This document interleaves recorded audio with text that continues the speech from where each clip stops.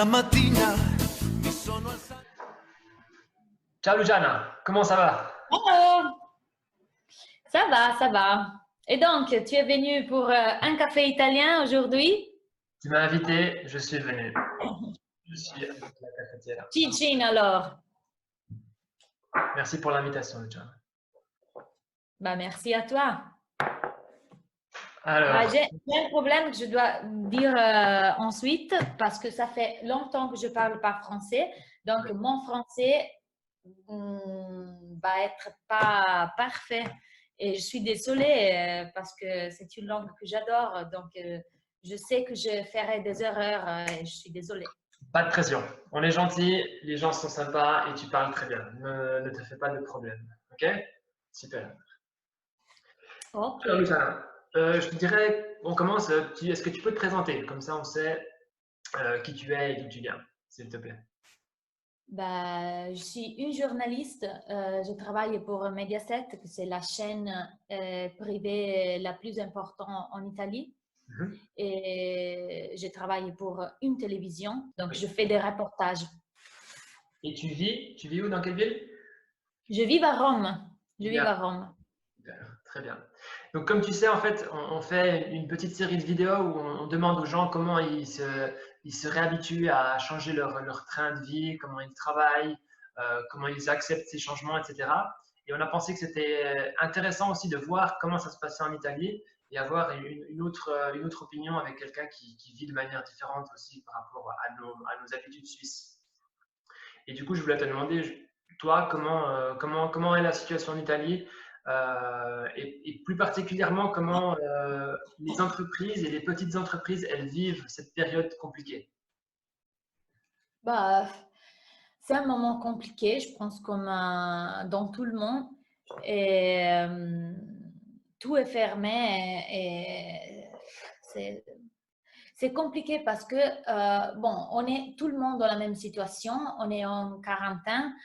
Le problème ici, c'est que, bon, ici, probablement partout, c'est que c'est une situation indéfinie. Mhm. Donc, tu as pas la perception, tu sais pas quand tout va finir, tu vois. Et donc, tout est fermé, les shops sont fermés, les entreprises sont fermées, euh, les bars sont fermés, les restaurants sont fermés. Le mot clé, c'est la distance sociale. Donc, c'est vraiment très compliqué. Ouais. Et le gouvernement, il dit qu'il...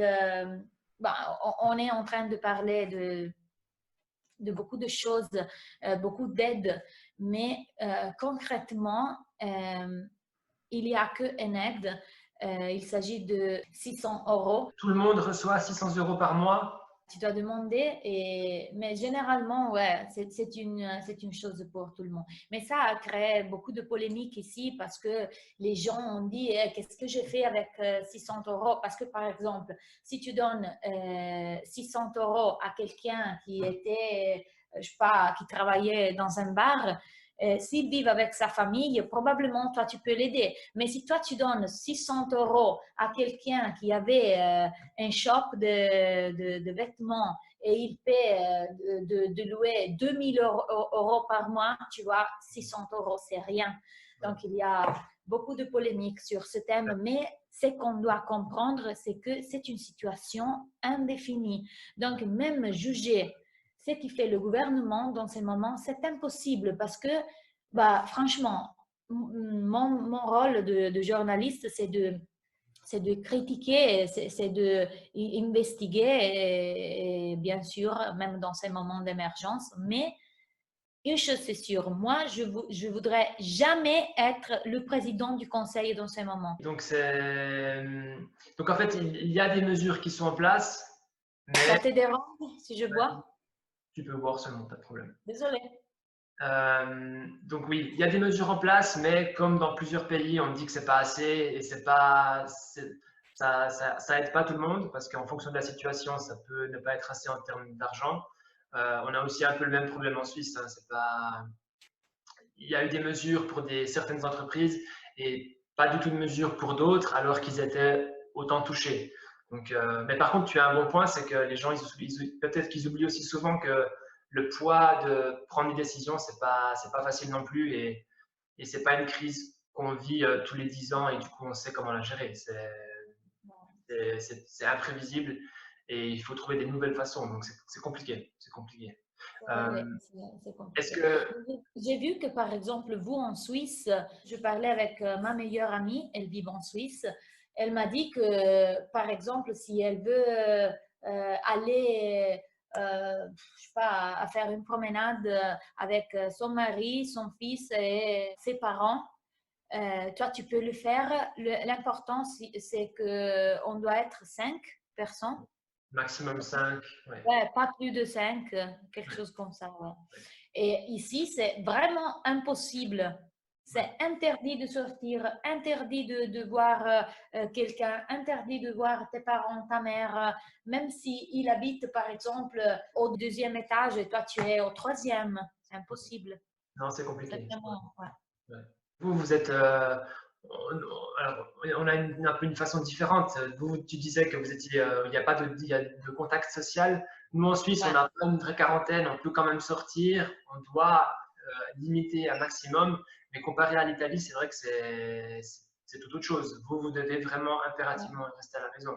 Donc, surtout pour les Italiens qui vont boire le café à le bar, c'est C'est compliqué. vrai. Ça, c'est vraiment ce que me manque beaucoup. Et on avait une question, c'était est-ce que toi, je sais pas, c'est une question très large, mais pourquoi l'Italie a été autant touchée? Pourquoi la crise a été autant forte chez vous? Alors oui, c'était le premier pays en Europe, donc forcément, Ouais. les pays, ils ont un peu appris des erreurs qu'ils ont eues en Italie. Mais est-ce que tu as un autre avis là-dessus? Bah, je pense qu'il y a beaucoup de motivation. Je peux te dire, je suis habituée à poser des questions, pas à répondre. Donc, normalement, c'est moi que je pose ce type de questions aux experts, psychologues, sociologues. Je sais pas. Donc, c'est un peu difficile, mais je sais.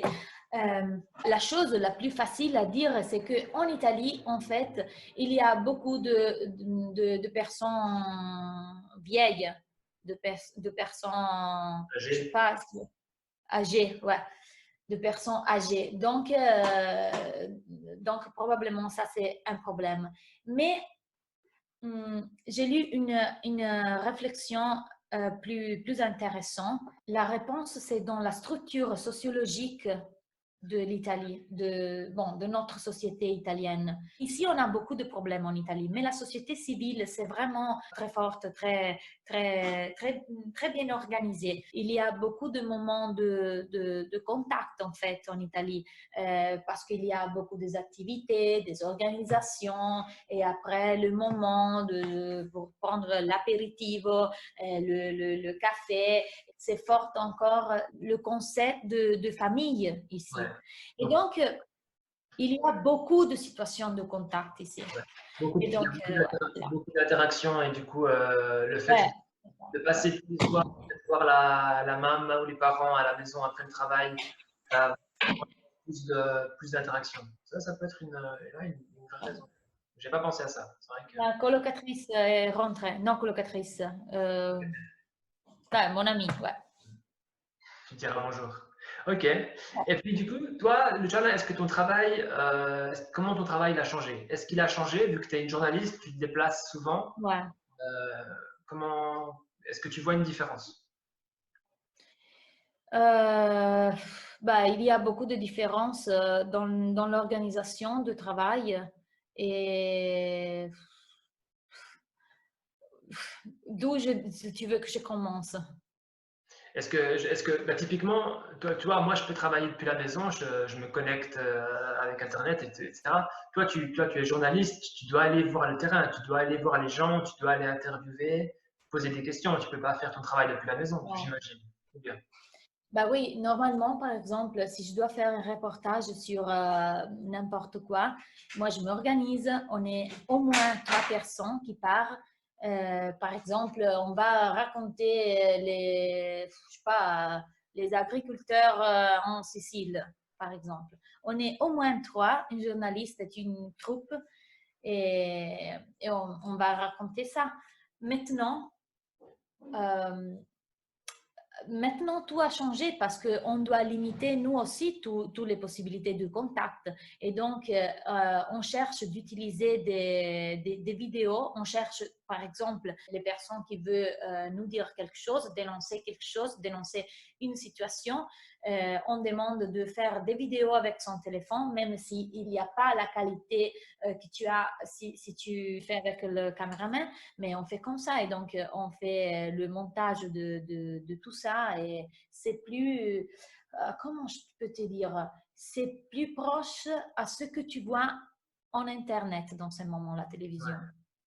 C'est un peu du journalisme de rue, quoi. C'est beaucoup plus, c'est fabriqué différemment. Oui, oui, oui, oui. Bon, quand il est nécessaire, bien sûr, tu dois aller. Par exemple, j'ai des collègues euh, que dans ce jour d'émergence, on racontait beaucoup les hôpitaux. Donc, ils ont pris toutes les mesures de protection, mais ils sont entrés dans les hôpitaux les plus pleins de COVID-19. Donc, ouais, parfois, c'est la seule option. Le paramètre, c'est ça maintenant dans mon travail. Quand tu as une autre option, par exemple, tu dois prendre la dénonce de quelqu'un qui travaille dans le secteur de bus, par exemple, et il veut te dire, on n'est pas protégé, on n'a pas des masques, on n'a pas des gants, et nous, on est toujours en contact avec les gens, on n'est pas protégé par notre entreprise. Bon, le conseil, c'est est-ce que tu peux lui demander des vidéos où il montre qu'on n'est pas protégé, qu'ils n'ont pas de gants, blablabla. Si tu peux faire ça, tu lui dis précisément ce que tu veux et il t'envoie des vidéos. Si ce sont des situations que tu dois forcément photographier, un exemple très fort, c'est ce qu'il passe dans les hôpitaux. Donc, les conditions réelles des gens et toi, tu dois forcément aller là et documenter. Ouais, c'est ça. D'accord. Ouais, d'accord. Donc en fait, là, si on peut retenir un point, c'est que les gens, ils doivent un peu aussi apprendre à transformer leur métier et à Ouais, utiliser les nouveaux outils. ouais. Euh, ouais. Et toi, hier, typiquement, tu me disais que même malgré la crise, tu as dû aller en Sicile pour faire ce reportage. Donc, tu avais le droit de voyager parce que tu es journaliste.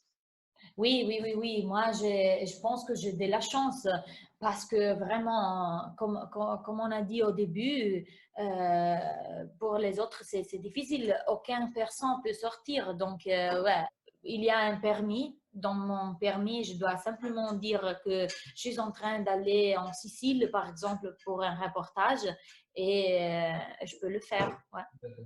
Ouais. Et Mais j'ai vu à l'aéroport beaucoup de gens que moi j'écoutais, par exemple, il me semblait qu'ils avaient des bonnes motivations pour voyager et la police est vraiment, vraiment très, très dure dans ces moments. Ouais.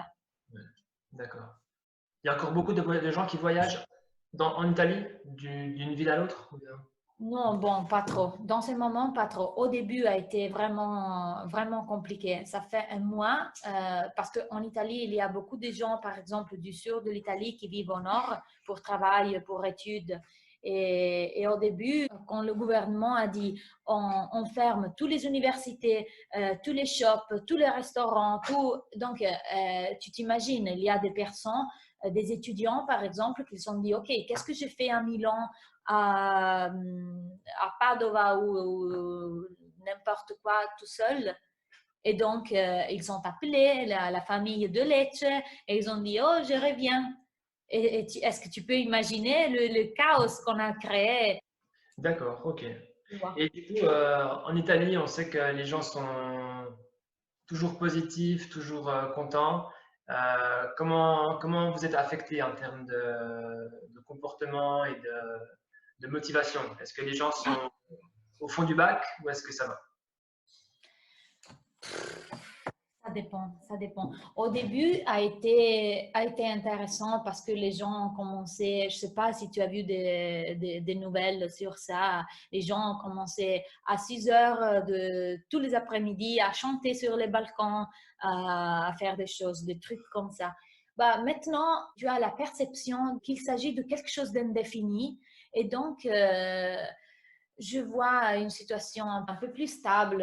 Ok. Mais bon, on est italien, donc on est toujours positif. Même quand on dit non, on va rester toute la vie comme ça, mais on est italien, enfin, on est positif à l'intérieur, je pense. On est optimiste, donc ouais, on va Ouais. supérer même ça. Je pense que nous, on a besoin de savoir le temps. Pourquoi? Parce que l'italien est habitué à se réinventer.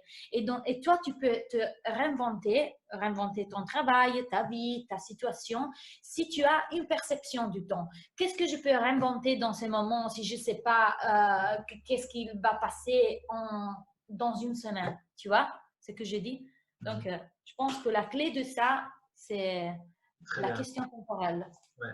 Et donc les gens pour les gens qui ont des entreprises, mais même des petites entreprises, des magasins ou des petits commerces, tu donnerais quoi comme conseil? Ou est-ce que toi, tu as parlé avec des gens qui ont eu des solutions qui pour toi ont fait beaucoup de sens, ou qui étaient intelligents, ou qui étaient intéressants et qu'on peut partager aux autres? Je pense que probablement la clé dans ces moments, c'est la technologie partout.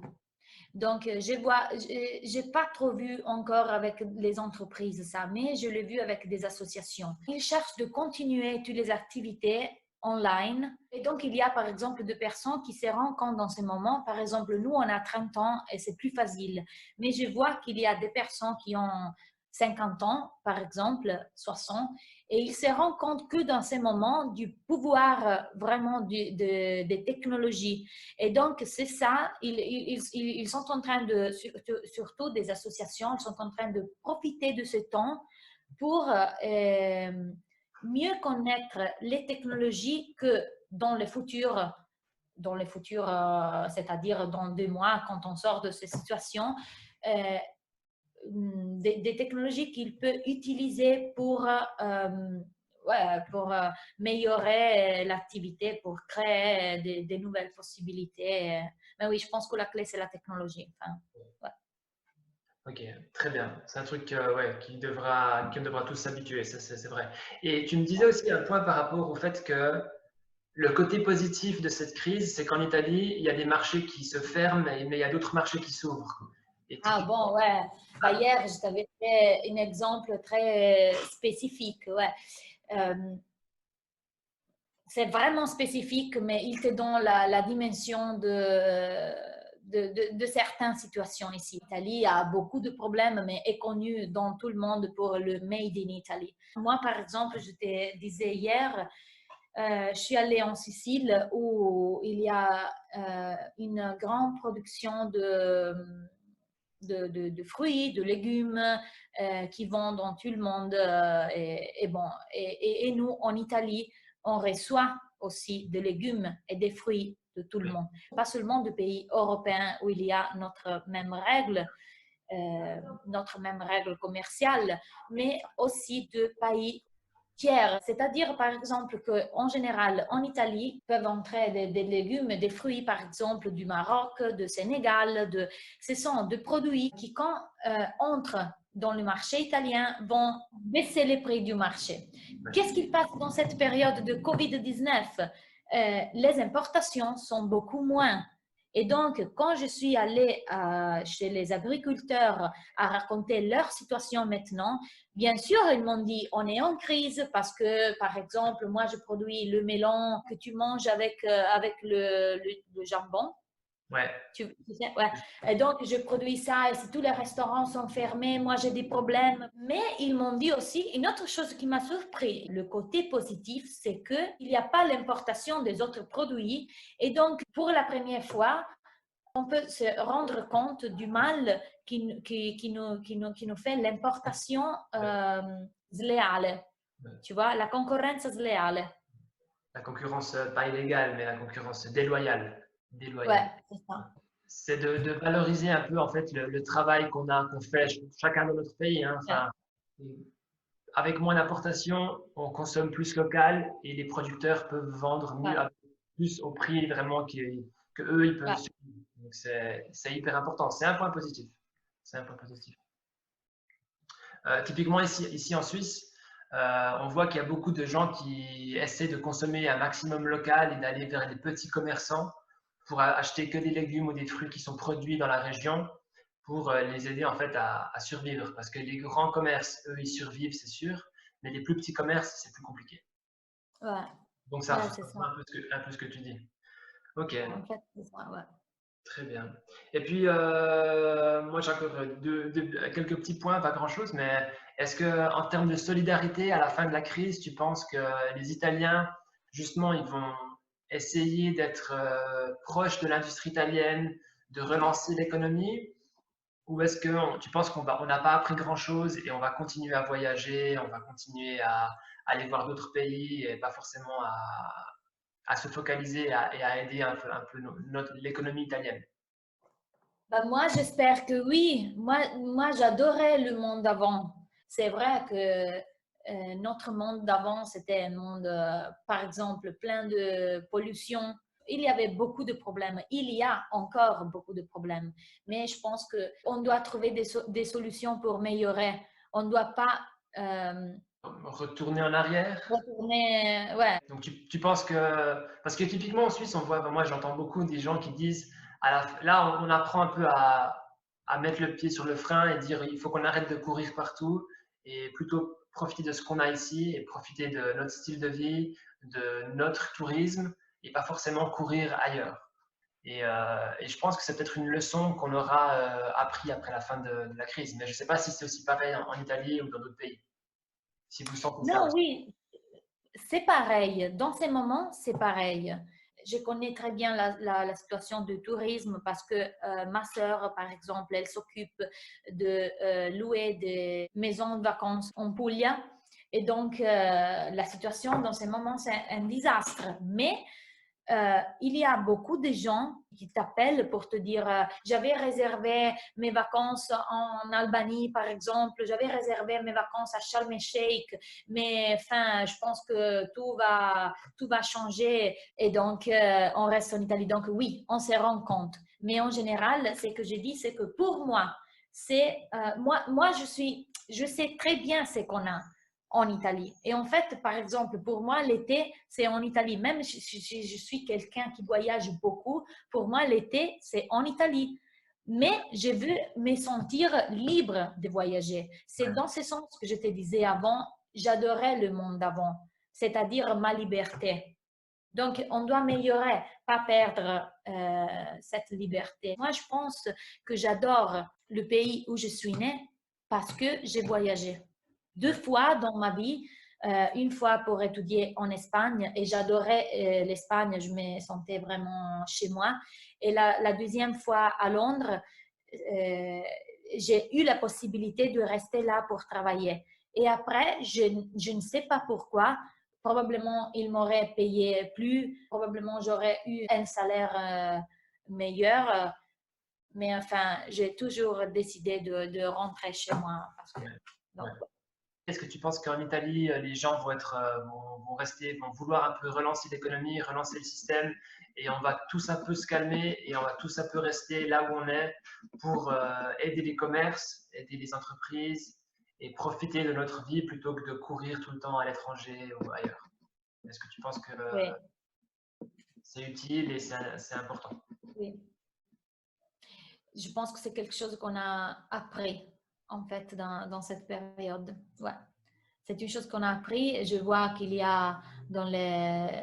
C'est une chose qu'on retrouve dans les conversations dans cette période. Par rapport aux jeunes, les jeunes qui ont lancé leur entreprise ou qui essaient de faire quelque chose de manière indépendante, comment eux ils vivent la chose? Est-ce qu'ils ont encore de l'espoir ou est-ce qu'ils sont au fond du bac? Ah. Ils sont dans un cul-de-sac dans ce moment. Non, je ne sais pas si c'est correct de le dire, mais c'est une expression en français que j'adore et je voulais l'utiliser. Non, mais l'espoir, il y a toujours un espoir, mais dans ces moments, je pense que c'est plutôt difficile à s'organiser. On a toujours l'espoir, on a toujours la volonté de s'améliorer. Je te pose l'exemple l'exemple des maisons de vacances où chaque année tu trouves quelque chose à améliorer. Mais dans ces moments, même s'il y a l'idée, les gens ont peur à mettre en pratique. Ouais. Ils ne savent pas si c'est utile ou pas et si ça sera, si ça sera utilisé par la suite, je comprends. Ouais. Luciana, est-ce que tu as un message d'espoir, un conseil à donner à tous les gens qui nous regardent? Entrepreneurs, des gens curieux qui ont regardé notre vidéo, un message qui vient d'Italie. C'est difficile, oh my God. Mais mon message, c'est de profiter de... Bon, on résume. Profiter de la technologie, profiter du bien de la technologie. La technologie ne doit pas devenir quelque chose pour se fermer à l'intérieur d'une maison et se déconnecter du monde. Non, profitez de ces moments pour faire toutes les choses qui sont nécessaires pour recommencer.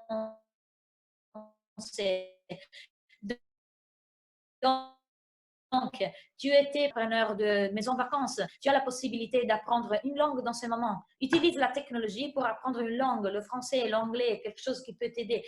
Par exemple, ma sœur, il y avait toujours eu la volonté, le désir d'ouvrir au marché de Russie. Donc, d'avoir des touristes qui viennent de Russie. Et donc, ça, c'est le bon moment pour étudier le russe. Donc, profitez de ce temps pour rester avec notre famille, profitez de ce temps pour nous demander si ce qu'on a choisi de faire, c'est vraiment ce qu'on veut. Okay. Et si c'est ça, de profiter de faire quelque chose concrètement pour améliorer. Ouais. Donc, améliorer, c'est profiter de la technologie, profiter du temps pour acquérir des nouvelles compétences et étudier peut-être de nouvelles solutions pour agrandir notre marché ou des nouvelles solutions. Exactement, ouais, c'est ça. Et après aussi, je dis quelque chose à qui pense comme moi. Surtout si tu es habitué à voyager, tu sens que tu te sens vraiment sans liberté dans ces moments. Pensez à tous les voyages, à tous les beaux voyages qu'on a fait et utiliser ces pensements pour apprécier mieux notre lieu historique, notre ville, notre mer, notre paysage, l'endroit d'où on vient, quoi. Enfin, là où on a grandi et la famille. Ouais. Ok, super. Luciana, merci beaucoup pour ton temps, c'était super cool, j'ai beaucoup aimé échanger avec toi et j'espère que l'Italie ira vite mieux et qu'on pourra vite se revoir à Lecce. Bah oui, bien sûr, j'espère le même. Et désolée encore une fois pour mon français, mais... Pas de problème, c'était parfait, c'était parfait. Alors, Merci. à bientôt et puis bon courage et buona fortuna pour tout. À bientôt et chin chin. Ciao Luciana, à bientôt. Ciao. Ciao.